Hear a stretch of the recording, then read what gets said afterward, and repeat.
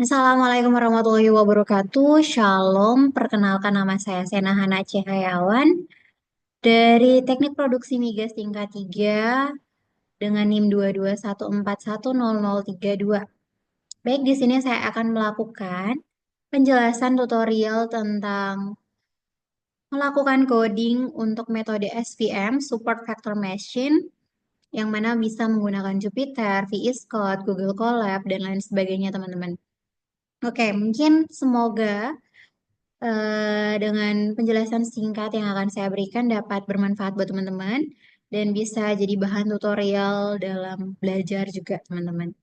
Oke, langsung saja sebelum melakukan pengkodingan, kita mendengar sedikit penjelasan yang akan saya sampaikan gimana metode SVF itu sendiri gitu teman-teman. Jadi Super Vector Machine atau yang dikenal sebagai SVM ini merupakan salah satu algoritma machine learning ya, black box yang paling kuat teman-teman.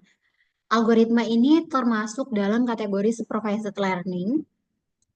Digunakan ya, SVM ini digunakan untuk menyelesaikan masalah klasifikasi maupun regresi menggunakan ambang batas untuk mengklasifikasikan kelompok yang berbeda tidak selalu akurat dan bisa menyebabkan prediksi yang salah teman-teman. Nah, klasifikasi SPM juga menggunakan ambang batas, tetapi ambang batas ini ditentukan dari titik tengah antara pengamatan yang berada di tepi masing-masing kelompok gitu. Untuk menghindari kesalahan klasifikasi, SVM juga mendefinisikan margin aman di kedua sisi ambang batas ya teman-teman. Jadi margin aman ini memberikan kekuatan pada SVM sehingga disebut sebagai large margin classifier gitu ya. Algoritma SVM dapat digunakan untuk mengklasifikasikan data linear dan maupun non-linear gitu ya. Jadi dia mampu mengklasifikasikan dua data, data linear maupun non-linear gitu teman-teman. Nah, rahasia kekuatan dari SVM terletak pada cara menentukan ambang batas dan mendefinisikan margin aman pada kedua sisi ambang untuk menghindari kesalahan klasifikasi. Ya, teman-teman. Jadi cara kerja klasifikasi SVM pun ada berbeda gitu, teman-teman. Ada yang namanya outlier dalam data dapat mempengaruhi nilai ambang batas dan menyebabkan prediksi yang salah. Ya, kemudian ada juga em, SVM yang menggunakan teknik validasi silang untuk mengidentifikasi titik data yang digunakan dalam menggambarkan batas keputusan gitu, teman-teman. Jadi titik data di tepi dan dalam batas disebut sebagai super vector itu. Ya, kemudian untuk titik data yang berada dalam margin juga disebut pengamatan yang salah klasifikasi. Itu sering seperti SVM ini menggunakan validasi silang untuk mencoba berbagai kombinasi support vektor guna untuk menemukan batas keputusan terbaik dan akhirnya memilih super vektor yang memberikan margin terbesar gitu, faktor margin terbesar gitu teman-teman ya. Nah, jadi sebenarnya termasuk jenis-jenis klasifikasi SVM juga teman-teman. Jadi SVM dapat digunakan itu karena eh, untuk mengklasifikasikan data linear maupun non-linear gitu teman-teman. Jadi kita bisa memiliki klasifier dari titik hingga hyperplane gitu ya. Nah, hyperplane di sini apa teman-teman? Hyperplane di sini adalah alat yang memisahkan ruang data ke dalam satu dimensi lebih rendah untuk klasifikasi yang lebih mudah, teman-teman. Jadi setiap klasifier SVM adalah hyperplane berdimensi n-1, di mana n adalah dimensi dari data itu sendiri, teman-teman. Oke, simpelnya seperti ini, teman-teman. Untuk data satu dimensi, berarti hyperplane-nya adalah sebuah titik. Kita ingat-ingat teman-teman, untuk data satu dimensi hyperplane-nya adalah sebuah titik. Kita bisa mengklasifikasikan pengamatan baru berdasarkan sisi mana dari titik itu berada. Seperti itu ya teman-teman. Jadi ada safety margin-nya, ada support factor classifier tadi gitu ya. Nah, kalau untuk data dua dimensi, hyperplane-nya adalah garis. Beda ya teman-teman. Kalau satu dimensi, hyperplane-nya adalah titik. Kalau dia dua dimensi, hyperplane-nya adalah garis ya. Oke. Nah, kalau lanjut lagi kita lihat untuk data tiga dimensi, hyperplane-nya adalah bidang. Seperti itu, teman-teman. Ya, jadi bisa dipahami untuk data berdimensi n, hyperplane-nya berdimensi n-1 ya, teman-teman. Karena kita hanya bisa memvisualisasikan data sampai tiga dimensi. Kita menyebutnya hyperplane dengan nama yang lebih mudah seperti garis, bidang, dan seterusnya, teman-teman. Untuk dimensi lebih dari tiga, kita tetap menyebutnya sebagai hyperplane, ya. Jadi, eh, untuk memudahkan saja gitu, teman-teman. Perbedaan antara dimensi satu, dua, dan tiga, dan seterusnya. Kemudian ada juga istilah kernel ya, teman-teman. Kalau tahu, kernel itu sendiri adalah teknik yang digunakan ya oleh super vector machine, mesin ini, untuk mengklasifikasi data nonlinear, teman-teman. Jadi fungsi kernel digunakan untuk meningkatkan dimensi data sehingga SVM super vector machine dapat menemukan hyperplane yang optimal untuk memisahkan data, teman-teman. Berdapat ya pertimbangan contoh berikut di mana titik data satu dimensi dikelompokkan secara acak, teman-teman. Jadi menggunakan fungsi kernel, dalam hal ini polinomial derajat 2, kita bisa mengubah misalnya data satu dimensi menjadi dua dimensi dan menggambarkan garis untuk memisahkan dua kelompok. Seperti itu ya, teman-teman. Mungkin em, bisa kita lihat tuh pasti ada randomly arranged satu dimensi data points dan threshold which di mana ada area yang berbeda nih, teman-teman, antara area satu area 2 gitu. Mungkin nanti saya tunjukkan contoh-contohnya pada eh, Jupyter atau coding yang kita buat gitu ya, teman-teman. Fungsi kernel ini kan membantu SVM mentransformasikan data berdimensi rendah ke dimensi yang lebih tinggi ya, teman-teman. Jadi untuk menentukan fungsi kernel mana yang digunakan, SVM menggunakan validasi silang. Melalui validasi silang ini, SVM mencoba berbagai kombinasi fungsi kernel sebagai contohnya seperti polinomial dan memilih yang memberikan hasil klasifikasi terbaik lah, teman-teman, gitu ya. Jadi sebenarnya punya kelebihan dan kekurangannya sendiri-sendiri. Kalau untuk kekurangannya sebenarnya karena database-nya, datasetnya besar ya. Datasetnya besar itu membutuhkan waktu untuk memisahan data, teman-teman. Butuh waktu yang banyak gitu ya.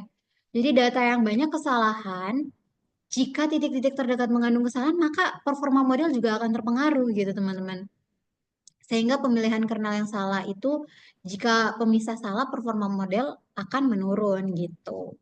Tapi kelebihannya justru bagus, karena dia itu efektif untuk data input berdimensi tinggi, yang pertama. Yang kedua, efektif juga untuk ketika jumlah dimensi lebih besar dari jumlah sampel gitu ya.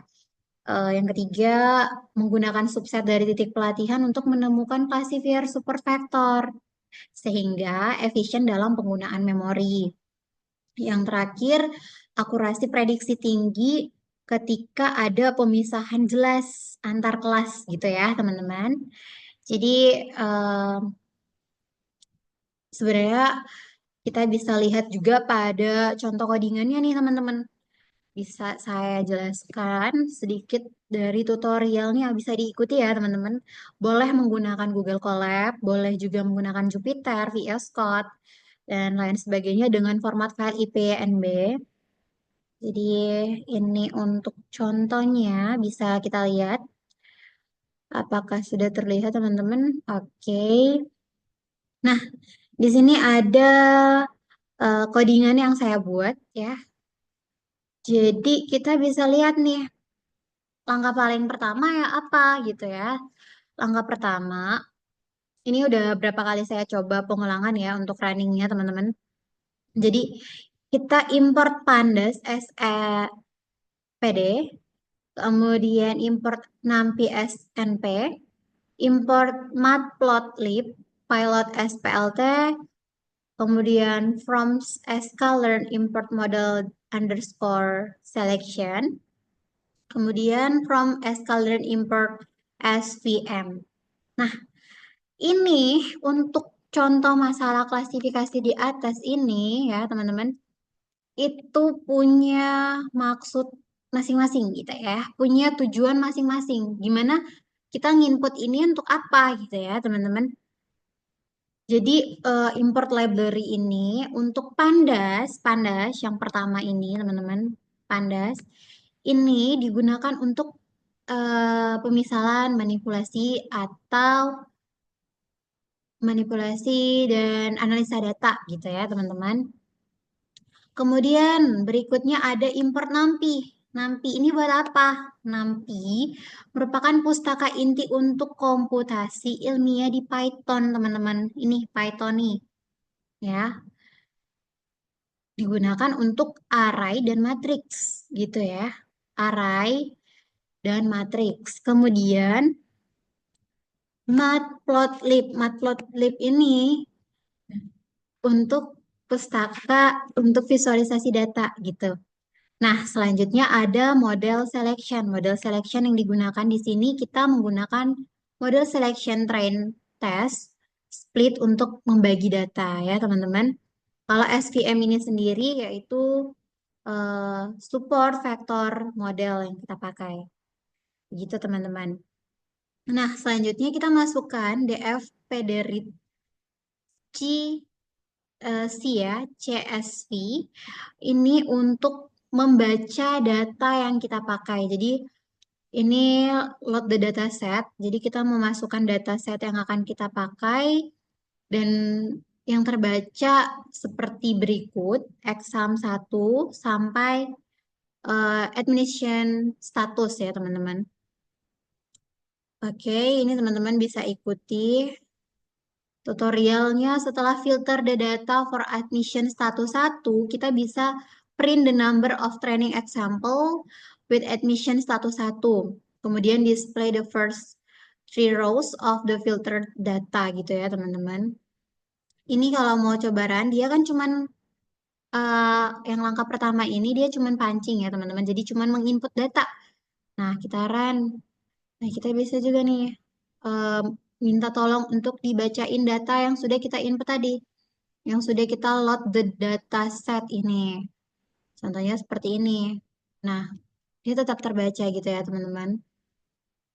Kemudian yang berikut kita masukkan filter data admission dari status 0, lalu kita print, akan muncul nih. Kita mintanya di sini 3, berarti dia munculnya 3 gitu teman-teman. Dari 0 sampai 2, bisa lebih dari itu juga. Kemudian ini untuk plot gambarnya teman-teman, mulai dari bentuk scatter admitted dan bentuk scatter nota not admitted ya. Jadi ini ada 2 versi, admitted versus not admitted gitu ya teman-teman. Nah, kemudian kita bisa masuk ke build machine learning model teman-teman. Ya, itu sebagai berikut, di mana kita create fitur matrix dulu, X dan label vektor Y. Pertama, kita create the fitur matrix X with exam 1 marks and exam 2 marks. Kemudian kita create the label vektor Y with admission status. Lalu kita print the shape of the fitur matrix X. Kemudian kita print the shape of the label vektor Y. Nah, dengan code sebagai berikut dan hasilnya bisa kita lihat nih. Ketika dia shape of X, maka 100,2. Ketika dia shape of Y, maka hasilnya di sini 100,0 gitu ya. Tapi nolnya tidak terbaca di sini. Jadi 100,0 dalam kurung gitu. Kemudian yang berikut ada X-train, X-test, Y-train, Y-test, atau yang dikenal sebagai model selection train test split gitu ya teman-teman. Jadi ini yang dimaksud sebagai split data training dan test set ya dengan 80% training dan 20% testing teman-teman. Jadi di sini yang aku buat dalam codingannya ini mau dilihat nih dalam 80% training dan 20% testing gitu ya teman-teman. Bisa kita lihat untuk dimensinya sendiri sudah tertera. Kemudian untuk eh, catatan, kita menggunakan default SV ya, SVC parameter. Kemudian kita juga meng-create SVM classifier dengan default parameters dan kita feed the classifier to the training data, teman-teman. Lalu kita print the model score on the testing data. Munculnya di situ 0,85 untuk parameternya ya, teman-teman. Lanjut lagi, kita masuk ke function to plot the support factors and decision boundary. Ya, teman-teman, di sini untuk apa? Kita itu mau plot super faktornya. Seperti ini. Untuk SVM classifier with default parameter, tadi kita sudah bagi dua kan, teman-teman. Jadi ini dia membentuk exam 2 marks dan exam 1 marks gitu. Selanjutnya juga ada yang namanya DFSVM params. Jadi function to find the best choice of regulation parameter C and gamma for give choice of kernel and returns the C SVC object for each type kernel. Jadi ini yang tadi seperti saya jelaskan, kita tuh menggunakan tipe kernel, berarti itu untuk data non-linear ya teman-teman. Sebagai berikut, ini bisa teman-teman screenshot saja ya. Kalau mau nanti saya kirimkan datanya di describe YouTube ya. Link Jupiternya. Oke, kemudian teman-teman, ini kita menggunakan plot data untuk ambil SVM classifier with parameter SVC. C sama dengan 0,01, gamanya juga sama 0,01, untuk kernelnya linear. Sebagai berikut. Kalau yang non-linear itu seperti tadi ya teman-teman. Kalau ini yang linear. Oke, ini juga merupakan plot data dari SVM classifier with parameters ya teman-teman. Jadi eh, di sini sebenarnya parameter SVM ya, kita lihat tadi ada gamma dan lain sebagainya. Sebenarnya kalau untuk gamma dalam kasus ini nilai gamma yang lebih tinggi ya, bisa teman-teman lihat ya, kita lihat di sini ya. Batas keputusan bergantung pada, jadi dalam kasus ini nilai gamma yang tinggi ya, batas keputusan bergantung pada pengamatan yang dekat dengannya gitu ya. Di mana dalam kasus nilai gamma yang rendah, SVM akan mempertimbangkan titik-titik yang jauh ketika menentukan batas keputusan, teman-teman. Ya, kemudian ada parameter regulasi atau C tadi. Jadi C itu apa sebenarnya ya? C itu tadi parameter regulasi. C yang besar akan menghasilkan overfitting dan akan menyebabkan bias yang lebih rendah dan varians yang tinggi gitu ya, teman-teman. Jadi si yang kecil akan menghasilkan underfitting dan yang akan menyebabkan bias yang lebih tinggi dan varians yang rendah gitu, teman-teman. Ya, kalau untuk lebih jelasnya nanti teman-teman bisa cari tentang underfitting dan overfitting gitu ya, teman-teman. Jadi parameter regulasi C dan parameter gamma itu memegang peranan penting untuk menentukan model yang paling sesuai gitu, teman-teman. Mari kita coba buat sebuah fungsi yang mencoba beberapa nilai tersebut gitu ya. Nah, itu yang udah saya contohin. Dia ada beberapa bentuk ini yang kedua gitu ya. Dan yang terakhir seperti itu. Jadi kesimpulannya gini, data kita adalah dua dimensi sehingga hyperplane-nya akan berupa apa tadi teman-teman? Ada garis ya. Tetapi jika ada mengamati data dengan sesama, tidak ada pemisahan yang jelas juga sebenarnya ya antara kelas-kelasnya sehingga garis lurus itu tidak cocok ya. Terlihat jelas dari plot di atas ya teman-teman bisa lihat. Meskipun akurasi dari polykernel lebih rendah dari RBF, namun tetap saja ini adalah pilihan terbaik untuk data kita gitu ya teman-teman. Jadi biar dia lebih jelas, nggak harus lurus seperti itu ya teman-teman. Seperti yang sudah saya jelaskan. Mungkin untuk SVM itu sebagai berikut ya teman-teman. Ini adalah tutorial dalam pengerjaan metode SVM.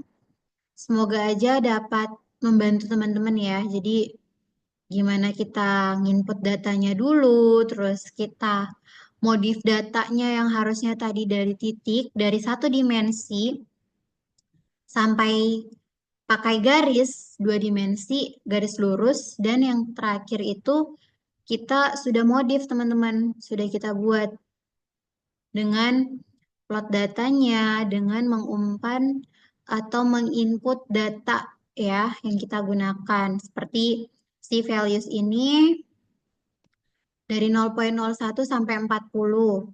Lalu gamma values dari 0,01 sampai 40 juga. Seperti itu teman-teman. Dan untuk kernel types-nya kita pakai linear, poly RBF ya. Kemudian untuk classifier itu sudah kita buat dictionary to store the classifier for untuk tipe yang kernel gitu ya teman-teman. Kemudian untuk maksimal skornya -1 dan si finalnya juga -1. Jadi ini adalah code yang kita gunakan gitu ya teman-teman. Oke, mungkin bisa nanti teman-teman pelajari lagi untuk metode SVM ini. Mungkin cukup sekian dari saya, penjelasan singkat tentang metode SVM dan tutorial singkat tentang penggunaan coding di Jupyter. Semoga bermanfaat bagi teman-teman sekalian dan bagi semua yang menonton video ini. Terima kasih. Saya akhiri. Wassalamualaikum warahmatullahi wabarakatuh. Tuhan memberkati kita semua.